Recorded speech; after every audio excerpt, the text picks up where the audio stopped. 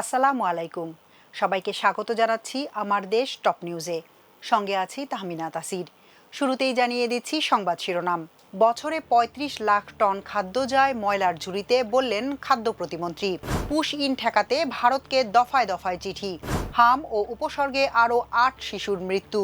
এসএসসির ফল ২০ জুলাই, জানালেন শিক্ষামন্ত্রী।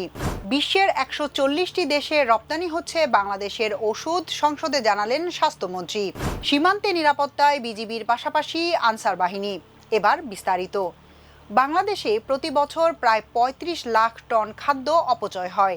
জাতিসংঘের পরিবেশ বিষয়ক সংস্থা ইউনিপের ফুড ওয়েস্ট ইন্ডেক্স ২০২৪ প্রতিবেদনের বরাত দিয়ে জাতীয় সংসদে এ তথ্য জানিয়েছেন খাদ্য প্রতিমন্ত্রী মোহাম্মদ আব্দুল বারী। তিনি জানান, এটি দেশের সামগ্রিক অপচয়ের চিত্র।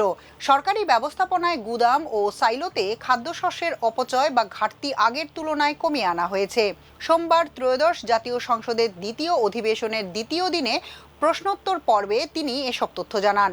এদিন বিকেল ৩টায় ডেপুটি স্পিকার ব্যারিস্টার কায়সার কামালের সভাপতিত্বে অধিবেশন শুরু হয়। অধিবেশনে কুমিল্লা ৯ আসনের সংসদ সদস্য মোহাম্মদ আবুল কালাম তার লিখিত প্রশ্নে জানতে চান, ইউনিপের ২০২৪ সালের ফুড ওয়েস্ট ইন্ডেক্স প্রতিবেদনে উঠে এসেছে, বাংলাদেশে প্রতি বছর যে পরিমাণ খাদ্য উৎপাদন হয় তার একটি বড় অংশই চলে যায় ময়লার ঝুড়িতে, যা প্রায় ৩৫ লাখ টন। দেশে খাদ্যের অপচয় রোধকল্পে জনসচেতনতা সৃষ্টিতে মন্ত্রণালয় কী পদক্ষেপ গ্রহণ করবে? সীমান্তে বর্ডার গার্ড বাংলাদেশ বিজিবি শক্তভাবে পুশিন প্রতিহত করছে বলে জানিয়েছেন পররাষ্ট্র প্রতিমন্ত্রী শামা ওবায়েদ ইসলাম। তিনি বলেছেন, পুশিন বন্ধে ভারত সরকারকে ১২ থেকে ১৩টি চিঠি দিয়েছে বাংলাদেশ সরকার। সোমবার পররাষ্ট্র মন্ত্রণালয়ে সাংবাদিকদের মুখোমুখি হয়ে এইসব তথ্য জানান প্রতিমন্ত্রী। শামা ওবায়েদ বলেন, ভারতের পুশিনের চেষ্টা বিজিবি শক্তভাবে প্রতিহত করছে। নিয়ম না মেনে পুশিনের চেষ্টা গ্রহণযোগ্য নয়। পুশিন বন্ধে ১২ থেকে ১৩টি চিঠি দেওয়া হয়েছে ভারতকে। তিনি বলেন, ইল্লিগ্যাল যারা আছে তাদের ফেরত দেওয়ার প্রক্রিয়া আছে, সেটা মেনেই ভারতকে কাজ করতে হবে। পুশিন দুপক্ষের দ্বিপাক্ষিক সম্পর্ক পুনরুদ্ধারে প্রভাব ফেলবে বলেও মন্তব্য করেন প্রতিমন্ত্রী। ভারতের সীমান্তরক্ষী বাহিনী বিএসএফ শিশু, নারী সহ বিভিন্ন ব্যক্তিকে ঠেলে পাঠানো ঠেকাতে সম্প্রতি বাংলাদেশের ২৬ জেলার সীমান্তে বিপুল সংখ্যক বিজিবি সদস্য মোতায়েন করা হয়েছে। ৪ পালায় ২৪ ঘন্টা তারা সীমান্ত পাহারা দিচ্ছেন। সীমান্তের বিভিন্ন জায়গায় স্থানীয় লোকজনও তাদের সহযোগিতা করছেন। ভারত থেকে পুশিনের মধ্যে সোমবার থেকে আগামী ১১ জুন পর্যন্ত ভারতের রাজধানী নয়াদিল্লিতে বিজিবি ও বিএসএফ এর মধ্যে ৫৭তম মহাপরিচালক পর্যায়ের সম্মেলন শুরু হয়েছে। বিজিবি জানিয়েছে, সম্মেলনে অবৈধ পুশিন, সীমান্তে বাংলাদেশি হত্যা ও সীমান্ত ব্যবস্থাপনার বিভিন্ন বিষয় গুরুত্ব পাবে।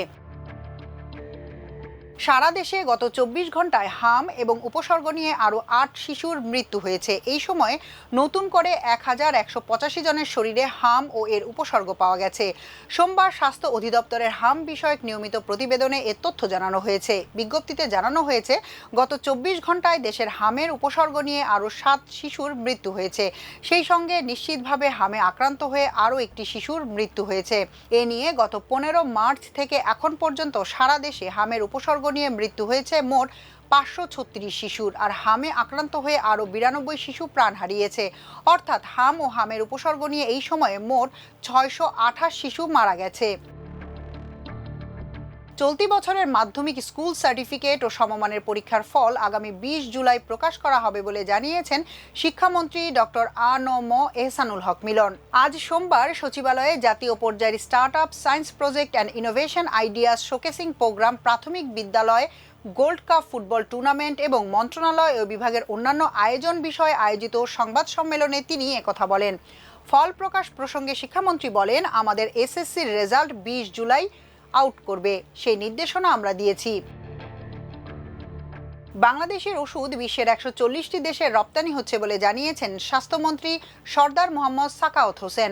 তিনি বলেন, দেশীয় উৎপাদকরা ভ্যাকসিন তৈরি করতে পারলে এই পরিসর আরও বৃদ্ধি পাবে। সোমবার সচিবালয়ে সাংবাদিকদের তিনি এসব কথা বলেন। মন্ত্রী বলেন, বিগত ১৭ বছর সরকারগুলো কোনো ভেন্টিলেটর, মেশিন, ভ্যাকসিন দিয়ে যায়নি, এমনকি সিরিঞ্জও ছিল না। প্রাইভেট এন্টারপ্রেনারদের সহায়তায় হামের মতো বিপদগুলো মোকাবেলা করেছে সরকার। হামের অ্যান্টিবডি তৈরি হতে ২০ জুন পর্যন্ত সময় লাগবে, যোগ করেন সর্দার মোহাম্মদ সাখাওয়াত হোসেন। এছাড়া ডেঙ্গু রোগীর চিকিৎসার সুবিধার্থে Bangladesh association of pharmaceuticals industries অনুদান হিসেবে আজ 1 লাখ ইন্ট্রাভেনাস ফ্লুইড দিয়েছে জানিয়ে তিনি বলেন, সেন্ট্রাল স্টোরে ডেঙ্গুর 1 লাখ স্যালাইন আছে আর 20 থেকে 25,000 স্যালাইন বিক্ষিপ্তভাবে রয়েছে বিভিন্ন উপজেলা পর্যায়ে। তবে হঠাৎ আরও স্যালাইনের প্রয়োজন হতে পারে। পুশিন প্রতিরোধে সীমান্ত এলাকায় বিজিবির কঠোর অবস্থানের পাশাপাশি নিরাপত্তা জোরদারে আনসার ও গ্রাম প্রতিরক্ষা বাহিনীর সদস্যদের মোতায়েন করা হয়েছে। প্রয়োজনে অতিরিক্ত জনবল সরবরাহের জন্য আনসার ব্যাটালিয়নের সদস্যদেরও প্রস্তুত রাখা হয়েছে। সোমবার বিকেলে বাংলাদেশ আনসার ও গ্রাম প্রতিরক্ষা বাহিনীর এক সংবাদ বিজ্ঞপ্তিতে এ তথ্য জানানো হয়। বিজ্ঞপ্তিতে বলা হয়, সীমান্তবর্তী 11 জেলার বিভিন্ন উপজেলায় ইতোমধ্যে উপজেলা ও থানা আনসার, ভিডিপি এবং টিডিপি সদস্যদের মোতায়েন করা হয়েছে। এসব জেলার মধ্যে রয়েছে চাঁপাইনবাবগঞ্জ, নওগাঁ, জয়পুরহাট, যশোর, ঝিনাইদহ, সাতক্ষীরা, ঠাকুরগাঁও, দিনাজপুর, সিলেট, জামালপুর ও খাগড়াছড়ি। আনসার বাহিনী জানায়, বর্তমান পরিস্থিতিতে দ্রুত সাড়া দেওয়া এবং প্রয়োজন অনুযায়ী অতিরিক্ত জনবল সরবরাহ নিশ্চিত করতে আনসার ব্যাটালিয়নের সদস্যদেরও প্রস্তুত ও সতর্ক অবস্থায় রাখা হয়েছে। এখনকার মতো এ পর্যন্তই। সবাই ভালো থাকুন, সুস্থ থাকুন, থাকুন আমার দেশের সঙ্গে। চ্যানেলটি ভালো লাগলে সাবস্ক্রাইব করুন। আল্লাহ হাফেজ।